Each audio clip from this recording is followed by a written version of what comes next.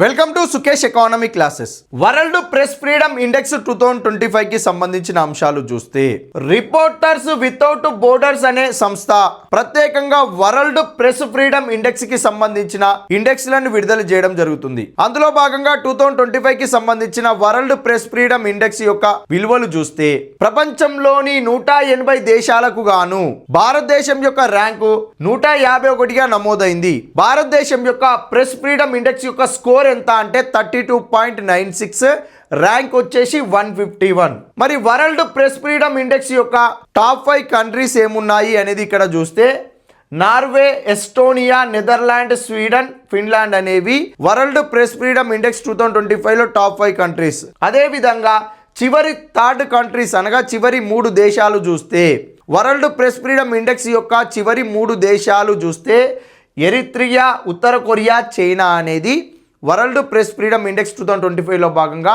Least 3 countries. Thank you.